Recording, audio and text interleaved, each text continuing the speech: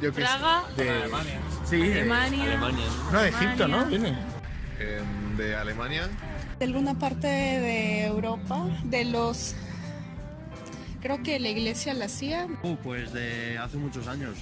Yo Pero- sé que la cerveza salvó al mundo en la época de los egipcios. Yo diría Alemania. Creo que era algo árabe, no era Vale. Tú... Griego, venga. o indio. La India a lo mejor.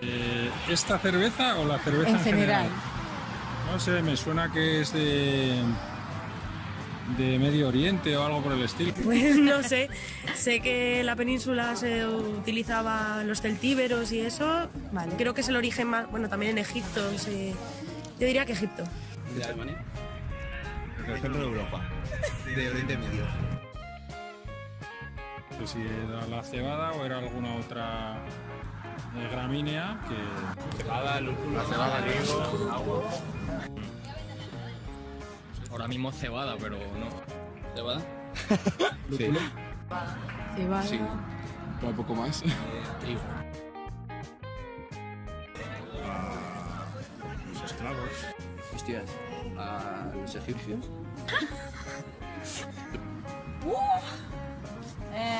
¿A qué población? Sí, a las clases, sí. Vale, pues... A la baja. A la baja. A la baja, porque estaba hecha con productos que costaban muy poco, de bajo coste. Es con jarras. No sé, con jarras de madera, supongo. Barriles. En barriles de estos de madera o de plástico. Pues eso ya se me escapa, ahí ya tanto no llego. Pues yo qué sé, en un vaso antiguo o en un cacho piedra, ahí yo no sé, ya tanto no llego.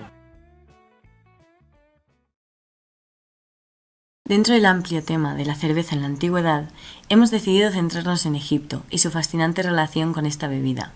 Para ello, además de investigar, hemos contado con la ayuda de una profesional sobre la materia. La cerveza no fue un descubrimiento únicamente ligado a la civilización egipcia, puesto que se sabe de su existencia en civilizaciones anteriores, como la mesopotámica. El descubrimiento se produjo de manera causal. En un primer momento, los cereales con los que posteriormente se elaboraría la cerveza se debieron consumir crudos, hasta que la población adquirió conciencia de que mejoraban una vez cocidos. Los granos de cereales, tanto tostados como crudos, eran aplastados hasta conseguir una masa de harina, a la cual se añadía agua. Esto habría de ser la base del proceso de panificación, cuyo producto resultante, el pan, fue el principal alimento durante milenios. Si estos granos o la harina de cebada o de trigo eran humedecidos sin ser cocidos o si eran residuos de sopa realizada con pan, se producía una fermentación, teniendo como resultado la producción de alcohol, una bebida agradable al paladar y con notables efectos desde el primer sorbo. Este proceso de descubrimiento de la cerveza ha sido hallado en fuentes de escritura cuneiforme. La cerveza es un alimento fundamental, lo entendemos de una manera distinta como es la cerveza en nuestra sociedad y allí surge en el contexto de la alimentación. Es un producto que se elabora con cereales, por lo tanto su elaboración está muy próxima a la del pan y de hecho, sobre todo en Egipto, tenemos documentos iconográficos que nos muestran que la cerveza y el pan se elaboran en los mismos lugares. El ámbito, el de la alimentación y luego digamos que surge en el ámbito de los templos porque se produce muchísima cerveza para ofrendas a los dioses que también tienen que alimentarse. Hay leyendas en las que se asocia tanto la cerveza como el vino, como digamos el consumo masivo de estas bebidas, a algunas divinidades. En el caso de Egipto es Hathor, la diosa que se va de Egipto por una serie de problemas y para que vuelva se la engaña dándole vino para que pues ella siga a unos músicos, etcétera, y se asocia esa idea de Hathor con el vino. Esa idea de Hathor, que no está muy lejana de otras diosas que a veces son feroces, como la diosa Mut, lleva que también en el templo de Mut se constate a través de los datos arqueológicos la celebración de rituales en los que hay un alto consumo de este tipo de bebidas. En el ámbito del palacio, porque se consume mucha cerveza y se distribuye mucha cerveza, en el ámbito también del hogar, en el ámbito doméstico, porque es un alimento fundamental, como ya he dicho. Y de ese ámbito doméstico, pero también de los otros ámbitos que he mencionado, hay ofrendas incluso para los difuntos, porque los difuntos también necesitan alimentarse.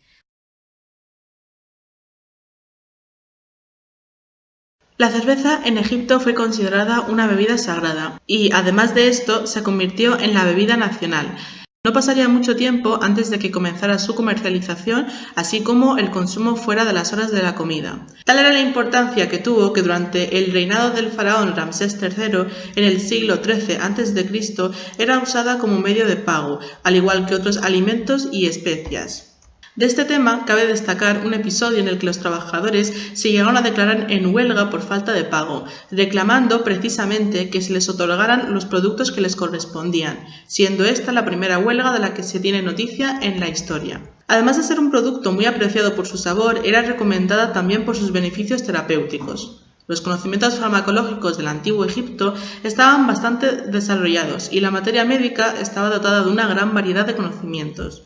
Sin embargo, hoy en día se desconoce la mayoría de todas las técnicas que se llegaron a usar, quedando en su mayoría sepultadas para siempre.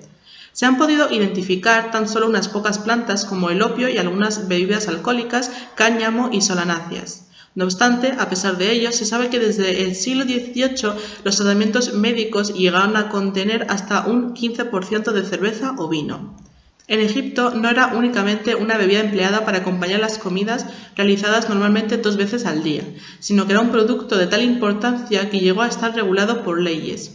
Según el historiador griego Heródoto, los egipcios conocían esta bebida con el nombre de citu, y añade que se establecieron normas concretas para su producción y consumo. Otro de los usos más destacados era el lúdico, concretamente en los festejos dedicados al dios Set, los cuales duraban una semana y se celebraban en la Casa de Millones de Años, o el Festival de Shoya, dedicado a los misterios de Osiris.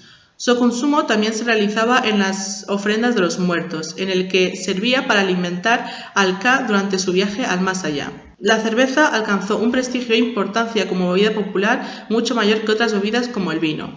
Esto era debido fundamentalmente a que la cerveza, además de servir como bebida, también era empleada como alimento, debido a su alto contenido proteico y de hidratos de carbono. Otras razones que explican su popularidad fueron un precio muy reducido, la facilidad para el cultivo de los cereales en comparación con la recogida de la uva, su prensado y fermentación, además de complejos sistemas de envasado. Por último, igualmente influía la mayor facilidad para su transporte y distribución.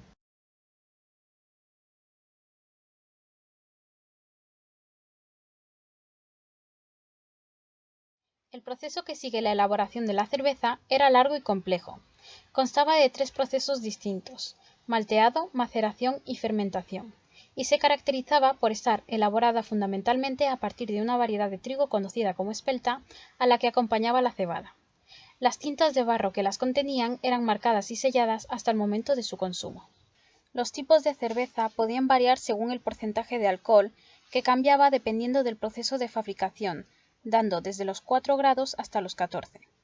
Las que estaban destinadas a ser consumidas eran un líquido espeso y con poco alcohol, usada por las clases más pobres, mientras que las más elaboradas y mezcladas con productos y sustancias aromáticas estaban destinadas a las clases altas. Otro aspecto importante a tener en cuenta a la hora de la elaboración era la cocción del grano, ya que si se utilizaban granos sin cocer, el resultado sería una cerveza demasiado clara y de gusto suave, mientras que si empleaban granos medio tostados, producían una cerveza más oscura y de gusto más fuerte. A pesar del frecuente consumo de la cerveza, no es usual descubrir utensilios de cocina en yacimientos, ya que gran parte de ellos estaban realizados en barro y no aguantaron en el tiempo. Aún así, nos han llegado una gran cantidad de vasijas, en las que se guardaba la cerveza y en donde se han podido encontrar restos. En cuanto a los vasos utilizados, eran más bien tazas o copas bajas, realizadas en piedra o hueso. Las copas empleadas por las clases altas que se han hallado son de alabastro, oro y plata, aunque no se sabe con exactitud si se usaban de un modo cotidiano. Pues si observamos la iconografía y vemos cómo se degusta la cerveza y cómo se elabora incluso la cerveza, sabemos que hay recipientes cerámicos, son muy importantes, diversidad de recipientes cerámicos. Hay también, en el caso de Mesopotamia, unos tubos o cañas, porque la cerveza se escancia y se absorbe a través de un filtro. Hay filtros, Hay, en fin, una serie de elementos importantes que nos hablan, a partir de lo que sabemos de cómo se elabora la cerveza, de pues de estos objetos que están en relación con la elaboración. Luego tenemos todos los objetos que nos hablan en sí de ese proceso, que serían objetos o soportes de iconografía, soportes iconográficos. Y luego tenemos los restos de cerveza que la arqueología obtiene a partir de los restos materiales hallados. En el caso tanto de Mesopotamia como de Egipto hay recipientes específicos para envasar. La cerveza al final se envasa, hay envases específicos de cerveza y hay copas y vasos para degustar la cerveza. O sea que hay muchísima información. Y además en la arqueología egipcia tenemos restos de cerveza en tumbas, con lo cual se han podido hacer análisis, no demasiados todavía, pero sí se han podido hacer trabajos para determinar precisamente los ingredientes que conformaban esa bebida. Toda la información que tenemos hoy en día sobre este tema nace de las excavaciones arqueológicas, textos antiguos y muy notablemente del arte. Las tablillas encontradas de Ur corroboran que el origen de la cerveza tuvo lugar en Oriente, con una datación que nos situaría en el año 3600. Existen suficientes pinturas y grabados en los que se representa la elaboración de la cerveza, e incluso en las tumbas, entre ellas la de Amenofis II, se explica el ciclo completo.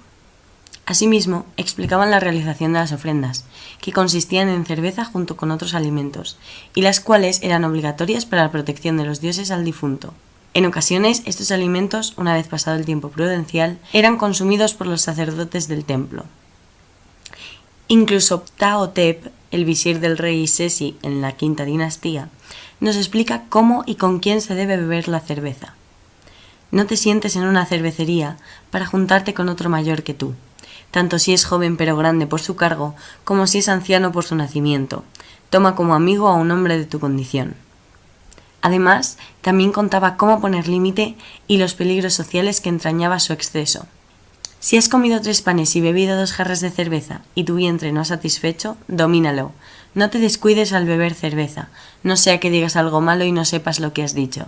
Si te caes borracho y te haces daño, nadie te echará una mano. Los tipos y calidades los encontramos en multitud de documentos, siendo el más antiguo el de la pirámide de Unas, de la quinta dinastía, hace más de 4500 años.